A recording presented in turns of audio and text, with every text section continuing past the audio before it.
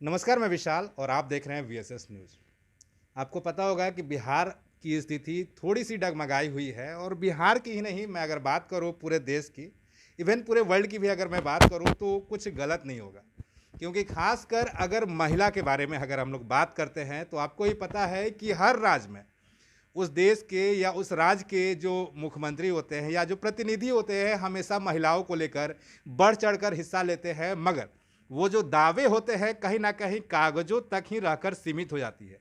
अगर ग्राउंड पे उनकी हम लोग समीक्षा करने बैठते हैं तो देखने में आता है कि यहाँ तो अभी भी वही हाल है जो पहले हुआ करती थी।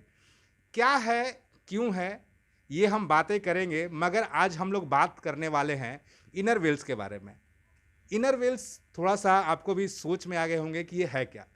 तो आइए हम बात करते हैं पूनम ठाकुर जी से और सारी बातें करेंगे, क्या कुछ विशेष है, क्या मकसद है इनका, ये पटना क्यों आई है, महिलाओं को ही ये प्राथमिकता क्यों देती है, सारी बातें करेंगे। सबसे पहले मैम तो हमारे चैनल में आपका स्वागत। Thank you.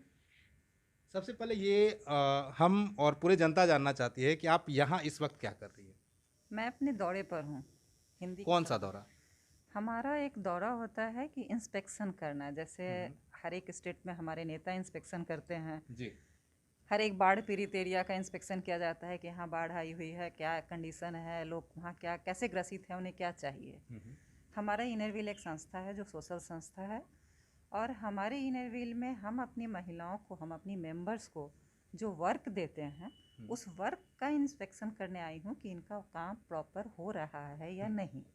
मीन्स मॉनिटरिंग करने आई है कि काम मॉनिटरिंग चल रहा है या करने। बढ़िया से नहीं चल हाँ, रहा है। अगर नहीं चल रहा है तो हम्म, मैं इन्हें रास्ता बताती हूँ कि आप कैसे कीजिएगा ताकि आपका काम बेहतर से बेहतर हो सके। ये बताइएगा, आप एक महिला हैं जी हाँ। और आपको ही पता है कि आप जिस राज्य से बिलोंग करती हैं वहाँ पे महिलाओं का हाल क्या है, मगर इतना होने के बावजूद आप लोग बढ़ चढ़ कर हिस्सा ले रही हैं। मैंने सुना भी है कि कोरोना काल में भी आप लोगों ने बढ़ चढ़ कर हिस्सा लिया है। कैसे कर पाती हैं इस चीज़ को। देखिए, ये जो अभी आपने कहा ना कि हमारे राज्य में महिलाओं की स्थिति बुरी है, जी। हमारे राज्य में महिलाओं की स्थिति बुरी करने वाला है कौन? आप जैसे या जो एक पुरुष समाज है, इनका मेंटालिटी बताता है कि महिलाएं कमज़ोर हैं। लेकिन आज यहाँ आप देखिए, जो भी महिलाएं हैं, क्या ये कमज़ोर दिख रही हैं आपको कहीं से? तो हमारा मकसद है कि हम अपने जैसी बहुत सारी महिलाओं को बनाएं, उनके मेंटल स्टेज को ग्रो करें, ताकि वो उन्हें कोई नहीं कहे कि बिहार जैसी स्थिति में आपका क्या कंडीशन है। जी जी। ये आप देख लीजिए। मैम, कभी ऐसा वक्त आया है जब आप किसी खास मकसद से कहीं गई हैं और अचानक सडनली कोई ऐसा मोमेंट आ गया है, किसी महिला का कॉल आ गया हो या कहीं से आपको बुलाहटा आया है कि यहाँ पे महिलाओं के साथ यहाँ पे उत्पीड़न हो रहा है या अत्याचार हो रहा है और आप लोग वहाँ पे गई हैं और सॉल्व की हैं, ऐसा सिचुएशन भी आप लोग के सामने जी आया हाँ, है। जी हाँ, आया है। अभी मधुबनी क्लब, जी। इसी तरह का एक क्लब है हमारे डिस्ट्रिक्ट में, मधुबनी। वहाँ की जो प्रेसिडेंट है दीप शिखा, जी। वो इसी तरह का काम कर रही है। कहीं भी जो उत्पीड़न का केस आता है उसे जाकर वो सॉल्व करती है। रेप केस को भी लेकर वो आगे जाती है, जबकि वो मात्र अभी 22 ईयर की लड़की है, और वो बहुत आगे बढ़ चढ़ कर इस पर काम कर रही है। ये हमारी नारी शक्ति का ही तो। बिल्कुल। उसके मेरे मन में कुछ और भी क्वेश्चन है, मगर कभी आप लोग को किसी चीज़ का रुकावट या किसी चीज़ का आपको घर से नहीं निकलने दिया जाता हो, जैसे क्योंकि होता है कि तुम महिला हो क्यों जा रही हो बाहर, बाहर नहीं निकलना है, बहुत सारे लोगों के साथ होता है। तो आपके साथ ऐसा सिचुएशन कभी आया था जब आपने स्टार्ट किया था। जी नहीं, कभी नहीं आया। कभी नहीं आया कभी था। नहीं आया। शुरू से ही अप्रिसिएशन मिलते रहा आपको। ऑब्वियस, हमेशा अप्रिसिएशन मिला। मेरे फैमिली ने हमेशा मेरा सपोर्ट किया।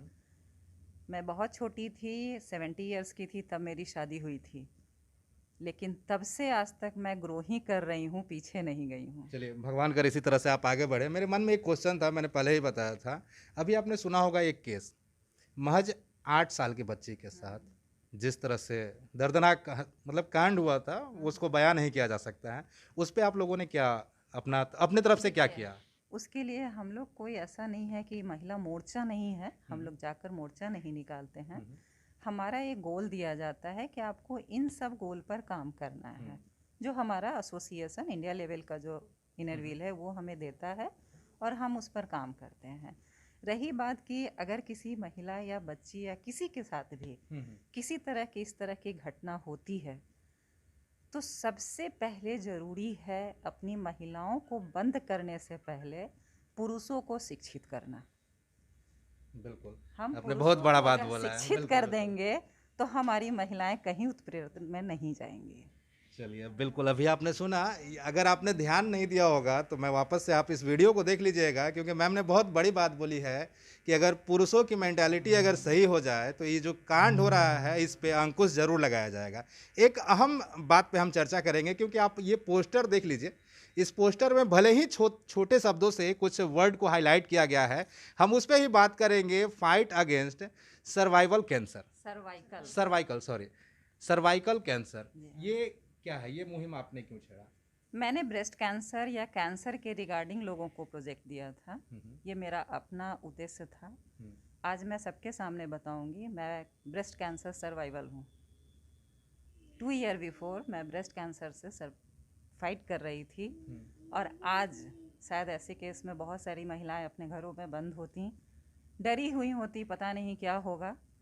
लेकिन आज मैं पूरे बिहार और झारखंड का दौरा कर रही हूँ।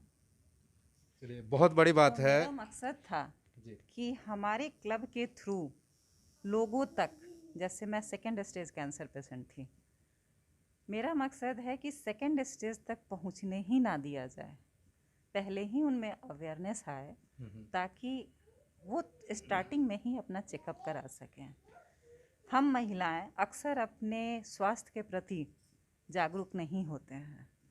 फैमिली, हस्बैंड, बच्चे, लड़कियां जीवन हैं में तो ही भाई लगे रहते हैं उसमें उलझे हुए होते हैं, अपने आप को नेग्लेक्ट करते हैं।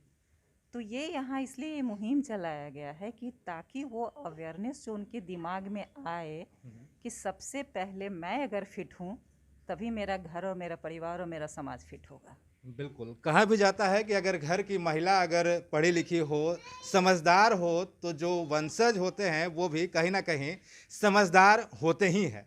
क्योंकि अगर पहला पढ़ाई अगर घर पे बोला जाए तो होता है तो वो माँ के द्वारा सिखाया या पढ़ाया जाता है। मैम, बिहार आई, यहाँ के आप अपने लोगों से मिली, कैसा लगा यहाँ पर? मतलब कि क्या कुछ त्रुटियाँ मिली, क्या कुछ सीखने को मिला? कोई त्रुटि नहीं है, ये सभी मेरे अपने हैं और अपनों से कभी कोई गलती नहीं होती है, मेरा मानना है। बिल्कुल, होता भी है। अपनों से अगर कोई गलती होती है तो उसे हमारा फर्ज है कि हम उसे समझाकर सही कर दें।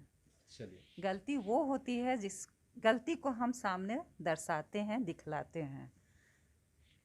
तो अभी हमारे साथ थे पूनम ठाकुर, जिनका साफ शब्दों में कहनाम था कि जिस तरह से ये जो कांड होते आ रहा है, ये सिर्फ बिहार में नहीं, इनका पूरा वर्ल्ड में चल रहा है, संस्थान जो है चल रहा है, और इस चीज़ को आगे ही बढ़ाना है, मगर मिलजुल कर बढ़ाना है। ये वीडियो कैसा लगा कमेंट करके हमें ज़रूर बताएं। तब तक के लिए हमें दे इजाज़त, बने रहे हमारे फेसबुक पेज के साथ। और हाँ, अभी तक आपने हमारे फेसबुक पेज को लाइक और शेयर नहीं किया है तो जल्द से जल्द कर ले। धन्यवाद।